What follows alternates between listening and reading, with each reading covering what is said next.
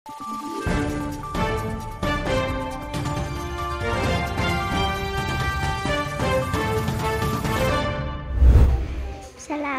Ngano man salamat? Kay gihatag ninyo.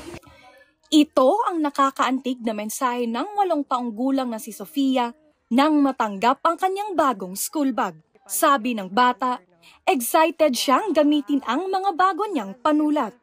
Ang mga ballpen lapis, kay na may masulat. Si Sofia ay kabilang sa 112 learners ng Nodilia Elementary School na hinandugan ng pagbabago bags ng OVP Southern Mindanao Satellite Office.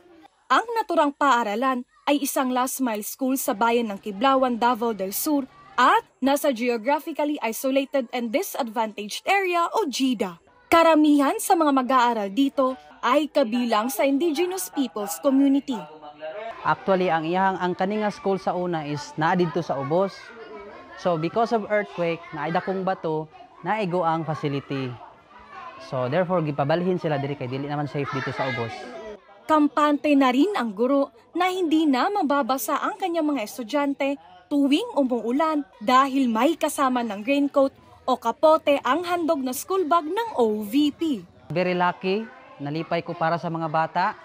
Kay when they travel nga nagaulan, so naa na sila kanang kuan, dili na sila mukag kanang bisol, kanang kita kanang bisol ma'am nga ang yang dahon lapad. Muna ilang ibutang sa ulo para dili lang sila maulanan. So kana magamit pud sa mga bata ma'am for sure. Ma'am, thank you so much for choosing this Nodilia Elementary School. Kanang grateful kaayo mi kay natagaan mig blessing. Padayon lang ma'am, unta daghan pa nga mga tribes, mga katawhan nga matabangan sa imuhang programs. Base sa datos, mahigit 2,000 pagbabago bags ang ipinamahagi sa 14 na mga malalayong paaralan sa Davao del Sur.